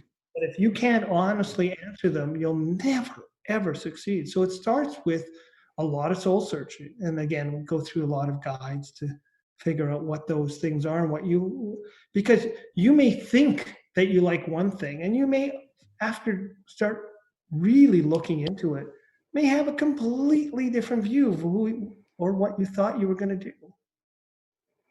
It's like the biggest business question is always, who's your ideal client? If you could write a synopsis of your ideal client, and that means their gender, their age, their occupation, how many kids do they have? Do they have kids? What's their mean average income or not? What are their passions? What are the things that they like to do? What's their hobbies? You have got to literally niche down to that point, or you're not marketing to the right person. You're just marketing like a shotgun, and you'll never get seen. There's too much. There's 7 billion people all looking to do something. So you better be really clear, because I'll tell you, where you think that it's just a tiny little market, when you consider that that tiny little market may be more work than you'll ever do in your entire life, that's enough. It doesn't have to be the giant markets. I'll give you an example. If you were a dog trainer, you could work anywhere in the world. But if you want to really make money as a dog trainer, wouldn't you rather be the expert on um, English beagles that have white spots? You know, I mean, you get down to that point where you become that expert, and that you go to all the forums and the internet on that deal with English beagles with white spots, and you are telling people free information, all the things that you've learned over your vast years on why um, maybe giving them kibbles as opposed to wet food is better, and that the certain proteins create way better oil in their hair to give them a glossier sheen.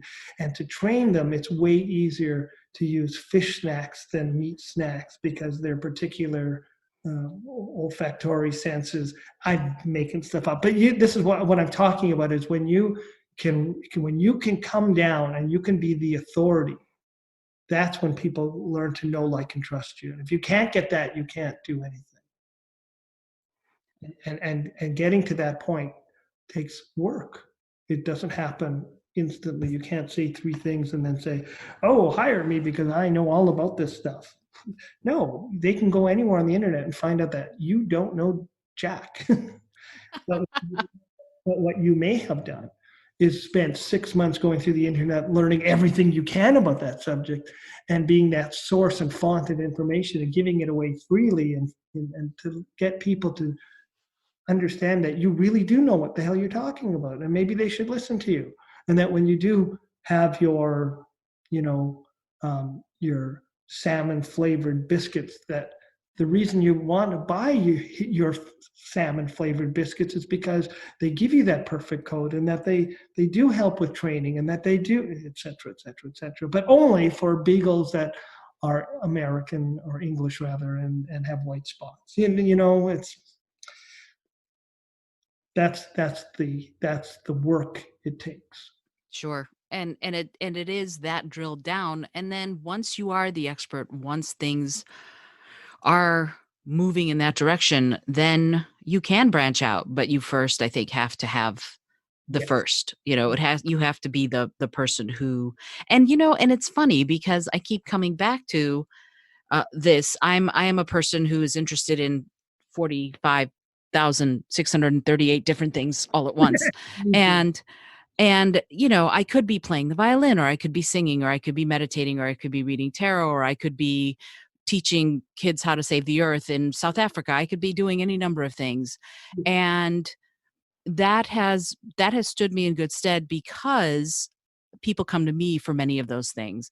But if I want to reach out to people, then I have to have a focus, and that focus has to be razor sharp, or nothing happens, because then they don't know who I am, and they don't have any reason to think that I know what I'm talking about. You know what I mean?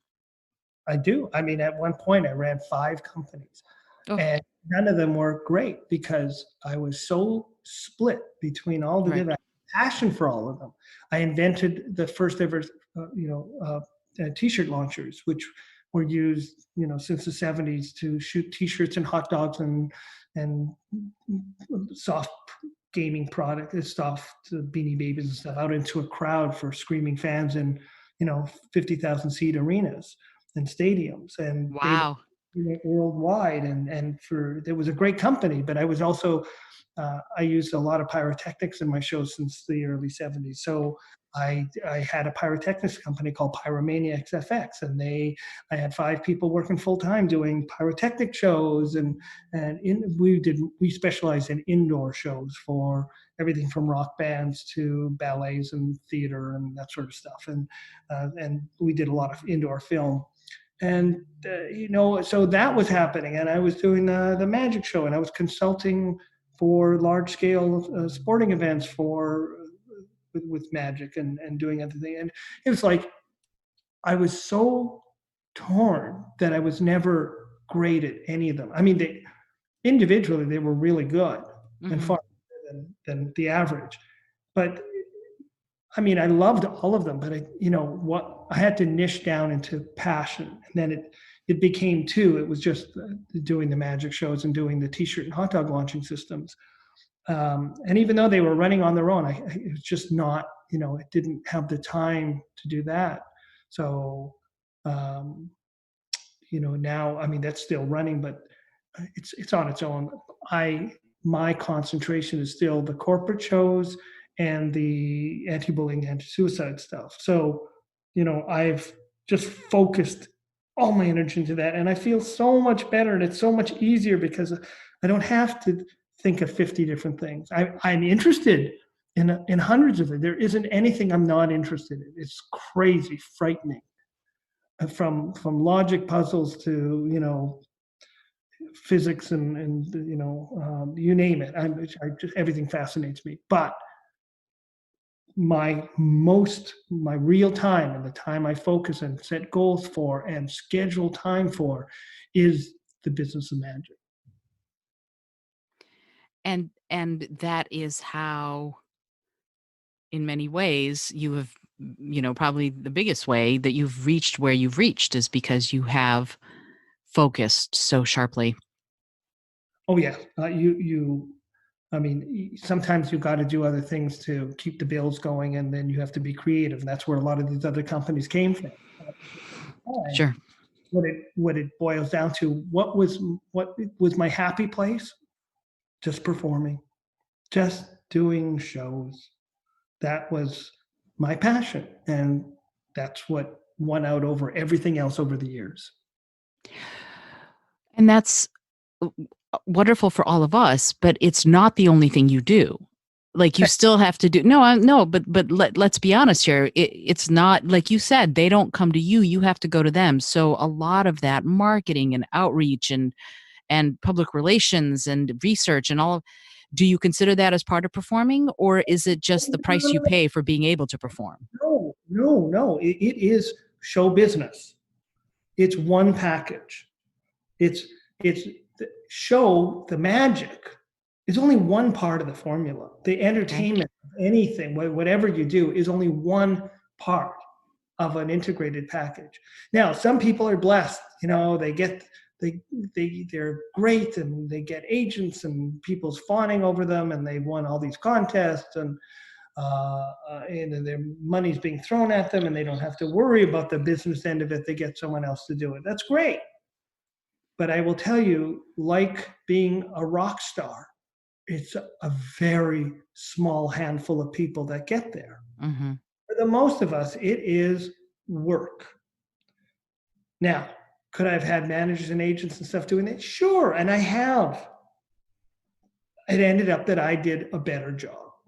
I knew more about it, and I could handle that load. It didn't bother me. Others may not. They will outsource all of these things, and that is fine too. Outsourcing is a wonderful way. If you can outsource your life, and I outsource everything that I don't want to do, especially like I don't cut my grass. Sorry, I don't have time. I don't do my accounting. I have an accountant. I don't, nowadays I don't even shop. I go online, and my wife does it too. But I mean, it's truly, it's like, if I can avoid, if it's not to my goal, I try to eliminate it. Right. Because in the long run, I'll make more by doing that. First of all, I won't be pulled apart. Now, I do the day-to-day every single day. My day is long because I have so many things I have to look after in day-to-day. Like, we renovated the house.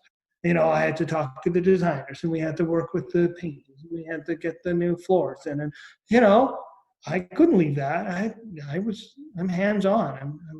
I don't micromanage. I've stopped micromanaging. Honesty. I like that. I truly, I was bad, because when I was touring, and we would do, oh man, I mean, one tour was 120 shows in 58 days. Wow. And we had 22 dancers and crew, and that included a company manager and a tech person, and many technical people. And someone had to run all that, and I had a company manager doing the day-to-day stuff, but there was still so much to be done. I'm a hands-on guy. Mm-hmm. I would unload a truck if they'd let me. I did, for years, until they said, no, go do something else. So. Well, sometimes you're better suited for one thing. Sometimes you're better suited for something else. I am not well suited for unloading a truck, even though, all of when I'm doing a musical performance, when I've got a gig, I'm a one woman show in that way. All my sound systems, all my instruments, everything goes on a cart and it comes with me. There's nobody that helps. Because in part, when they offer, which is very sweet of them, I'm like, you will mess it up. I have a system, So do you have a system for all of the stuff that you do bring when you travel? How do you organize it? How do you put it all together? You hit the nail on the head. It's all about systems. It's all about having plans. We packed the truck I'm not running trucks full of stuff anymore, but when we ran it, there was a floor plan. You followed that like a jigsaw puzzle, because if you didn't, there was one box that didn't get into a truck. Right. They were that full. You followed the plan. Now, how did we get there? We practiced. We practiced just like we were practicing an illusion. We would practice loading and unloading a truck to get it right, to have the distribution of the weight right, to have the equipment so it wouldn't crush something else, that we could minimize from 4 trucks to 3 trucks to 1 truck, depending on the show. We never had 4 trucks, but I didn't want to have that. I mean, we were trying to minimize everything we could, but we were carrying lighting, sound, sets, unbelievable, crazy amounts of equipment. But because a lot of it, if we went overseas, we would book the kind of equipment that we would want, but the physical illusions would still have to get over there. Mm-hmm. When we got there, we'd have to have a system of which went up first and what lights went up and which rehearsals were going to happen and what time things were going, what the call times were. Everything was systematized, because otherwise you could never get the show up in 6 hours and down in 4 and do a 2-hour show in between. And they were long days. Yeah.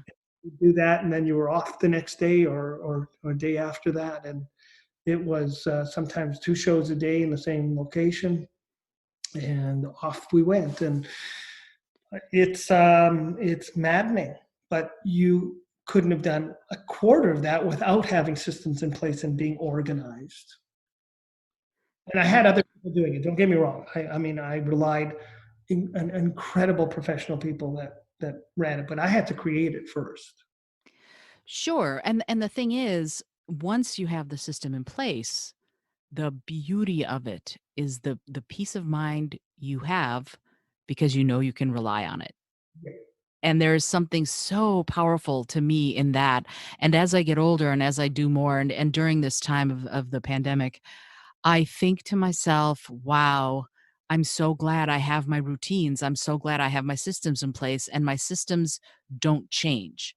Yeah. If something is happening early in the morning and I know that means I have to get up an hour and a half earlier than I normally would, so then I set the alarm for 4:30 instead of 6 or whatever. And because I have to do those things, and maybe I'm too regimented, but I don't care because it's so important to me. So if you have something in your life like that, what is the most important thing for you to do in any given day?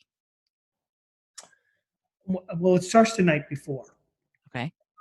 I make, before I go to bed, I make a to-do list so that I'm not having to think about what I'm going to have to do when I wake up. Mm-hmm. And that I used to make these massive to-do lists, which were ridiculous because I could never ever finish. And I was frustrated all the time. And then I said, why don't I just do fewer things? You know? Ta-da!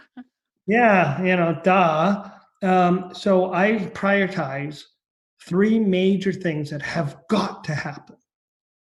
And then I'll have 2 that could happen, and then 1 or 2 things that, boy, it would be great if I got that done too. But the 3 have to get done, no matter what. They have to get done. Mm-hmm. And this might be portions of a larger project. Like I might have to learn how to make a fan page in Facebook, as an example. Mm-hmm. Okay, well, I'm gonna go to YouTube. I'm gonna do that, and now. I learned how to do it. Now I have to implement it. So after lunch, I'm going to implement this. I'm going to make sure I have all the imaging that I need, the photos, the banners. I'm going to know the pixel sizes that I need. Okay, and then it's done. And it's because it had to get done that day. So I work on that and then I go on to the next one, and then okay, I do that one. And so breaking the tasks down into increments is incredibly important. I used to be way too broad on what I needed to get done, and it never got done. Mm-hmm. This time management aspect is so important. Now, having said that, I used to regiment it. Oh, I'm going to do this from 9 till 11. That never works. I'm going to take 20-minute increments and take a 10-minute break. That doesn't work for me. Other people swear by it. There's tons of books written on management and time, and yet you could. All right, you'll find what works for you. Once you find something that works for you, stick to it because it's not going to change. Habits are ingrained. You can change a habit in 21 days, but I will tell you, it's far easier just sticking to something that works. Mm-hmm.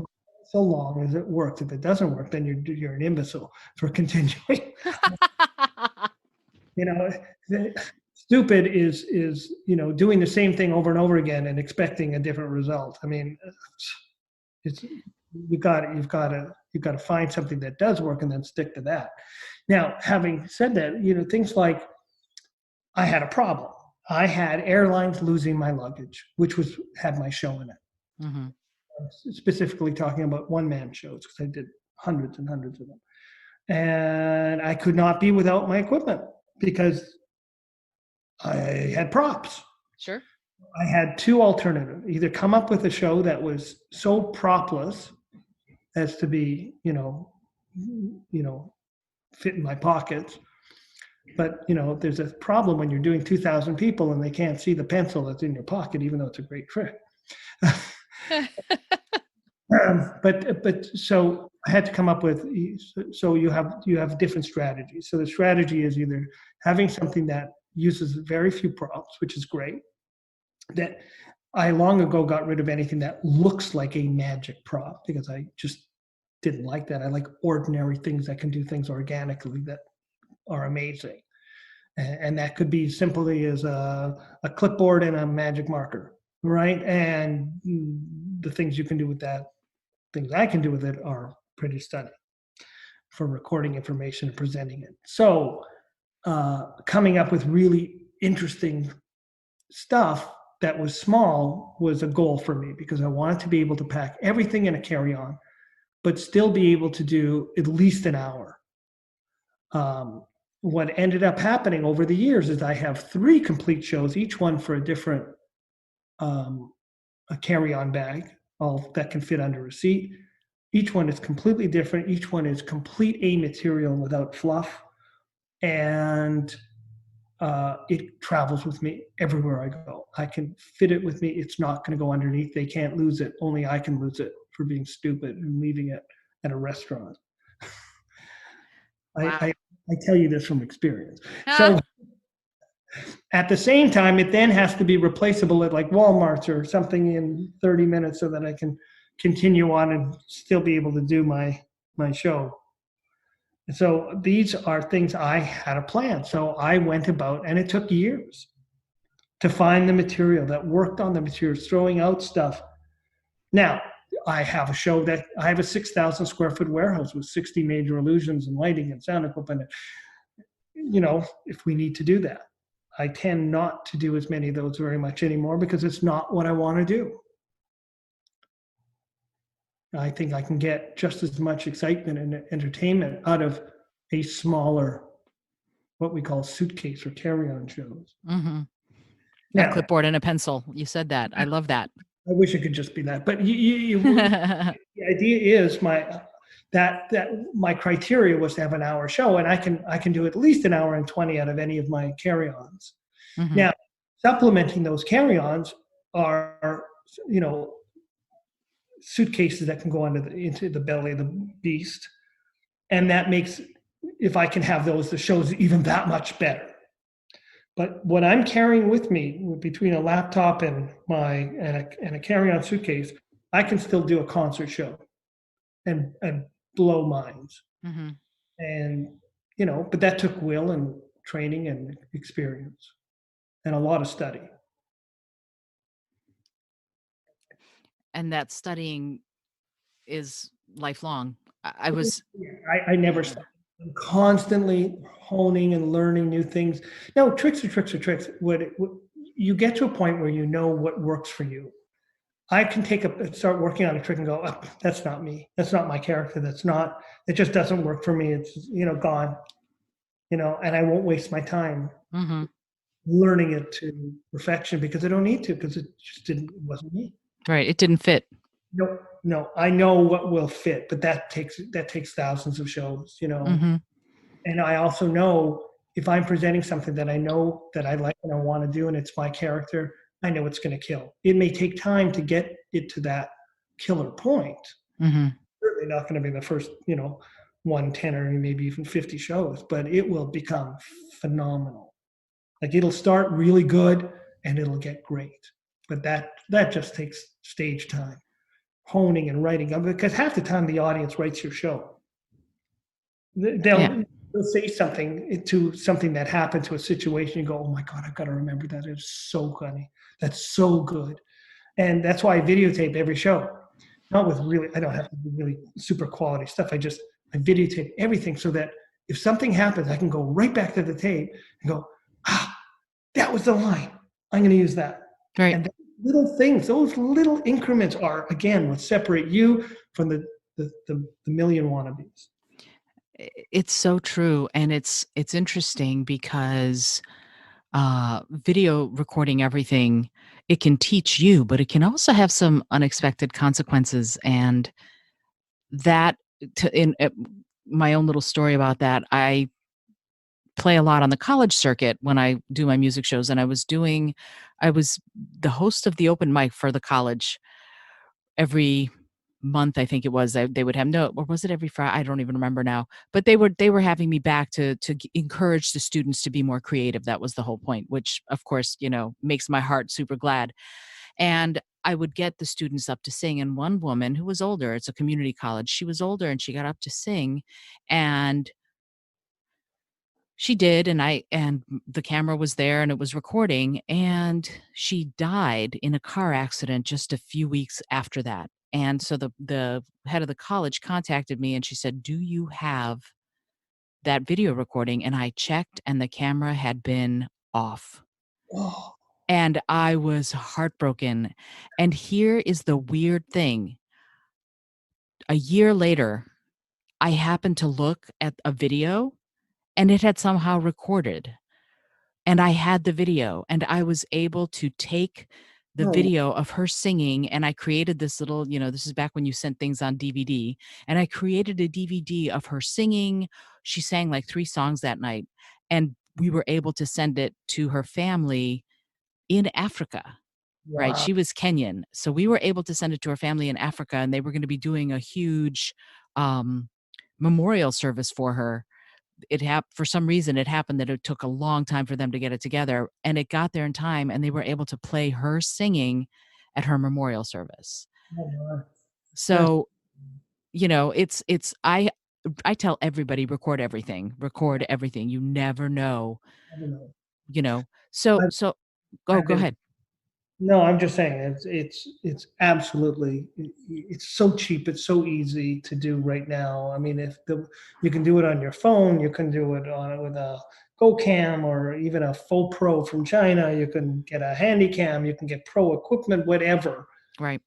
Record. Because I mean, I caught myself slouching, and I was my leg the way I was my leg was standing, and I would correct the way my suit was hanging because the microphone was getting in the way, and you start looking and go, that looks terrible, but a minor adjustment the next show, course correction. Right. And Uh, then you can make progress from that point, which yeah, yeah. I think is wonderful. So, It can be. I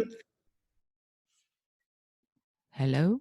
I'm right here. Oh, I think the podcast gods are telling us that we need to probably wrap up this conversation because we're starting to break up a little. Um, so tell me if you can, uh, do you have a most poignant memory from being on stage? I have hundreds and hundreds and hundreds. I don't. You'd have to be a little more specific. Well, something where that I would love to just explore for a second. I'm going to go back to bullying, and this is sort of my own bullying story. I was bullied pretty a lot when I was a kid. An immigrant, funny name, smart kid, blah blah blah.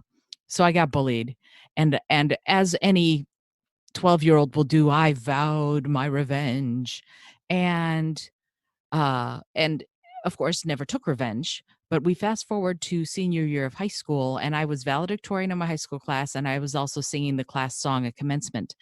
And I remember thinking as I stood there singing the theme from Mahogany, which was my which was my class song, Hmm. I remember thinking, I wonder what happened to those 3 girls who had bullied me so mercilessly. And then I realized I didn't care. And I was like, I'm accepted into university. I'm valedictorian of my high school class. And I'm standing here singing this really nice song. and doing the singing, which I love more than anything. So revenge was unnecessary. What was necessary was for me to follow my dream and to do it, to do the things that I needed to do. And it felt so right and so good to be on stage and to be singing for people, that moment in many ways has colored my views on relationships. Like, this is important stuff, the idea of pursuing your dream, but it's also important that sometimes our interpersonal relationships don't have, they're not positive, or they're not as positive as we would like. And sometimes you can do something about it and sometimes you can't. But the growth I had in that moment, when I realized that I had never needed to take revenge, that instead all I needed to do was follow the call of the music, and that was going to be the biggest and most important thing, that opened everything up. And it's a weird little poignant moment, but that kind of, in many ways, changed the course of the rest of my life, because it has impacted how I relate to people on a daily basis. So I'm wondering if you have anything like that. What was the thing that you were standing on stage and you go, absolutely, this is exactly where I'm meant to be, because this is the best. Oh, I can tell you that in 1977, when I ended up in Kenya performing in a casino in Nairobi on my first world tour, and I remember being on stage, and the first thing I remember thinking was, "I won." Because I did what I dreamed of doing, Absolutely. and I don't again, didn't know, care if I'd ever see them or, I won. You know, I was in the place I wanted to be. I was doing exactly what I wanted to do, and I had a path that I knew I was gonna follow. And that's very few people are blessed that way. I'm sorry, it just does not happen. They go through life thinking that this is all they got. Mhm. They won't take a chance. They won't attempt something. You have got to learn that failure is just a way of getting better at something. And if you're afraid to fail, you can never ever grow. It's impossible. There is no means to progress without failure and constant failure. Because when I'm doing something, I look for every way, as an example, for an illusion or a trick that I'm working on. I look for every way it can go wrong. Hmm. I want to experience that, so when it does happen, I'm ready for it. Or I've eliminated the possibility of it because I said, "Oh, I need to wear black over this thing because otherwise they're going to see the white thing over here." I've eliminated that. So, and if something does happen, I'm ready.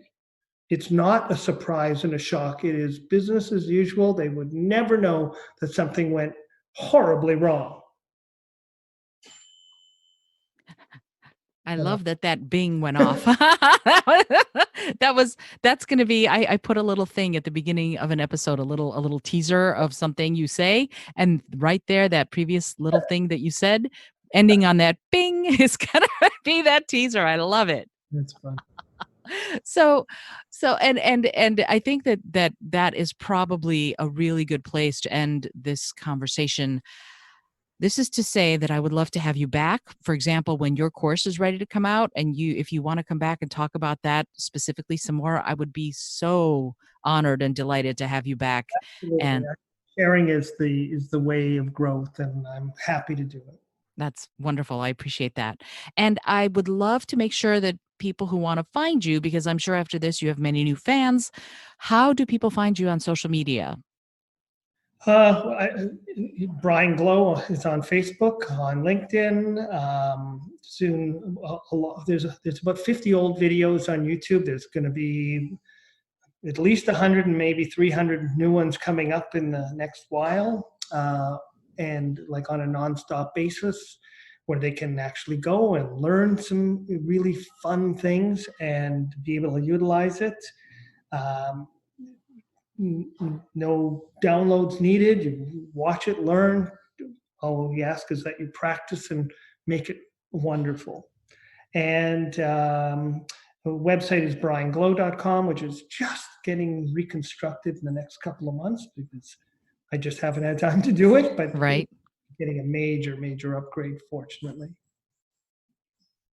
And then Instagram, you're on Instagram as well?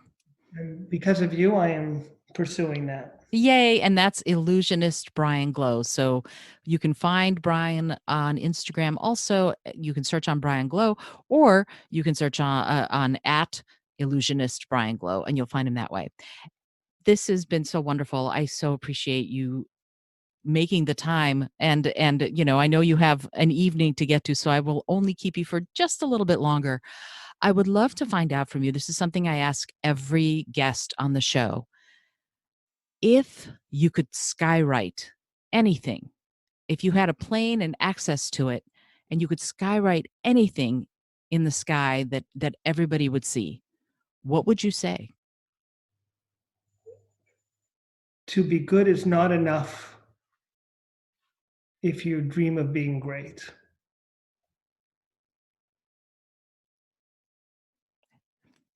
Well, I have my marching orders. Thank you very much. That was beautiful. Thank you, Brian. I appreciate it. So, again, thank you so much. I will be putting all of these links and all of the information we've talked about in the show notes. And I highly recommend that you find Brian and you get to know this amazing man for the work he does in magic, but also for the work he does in bullying prevention and suicide prevention. It's important, sacred work. Brian, again, thank you so much for joining me. Thanks so much. This is Isolde Trachtenberg for the Creative Mindset Podcast. If you like what you're hearing, subscribe to the show, leave a review. Let me know what you're thinking. Are there people you think I should be interviewing? I want to know about them, because this is about helping all of us live and work more creatively, think more innovatively, and live the lives we're meant to live. I hope that you enjoy the show. Until next time, once again, this is Isolde, and I send you all of my love.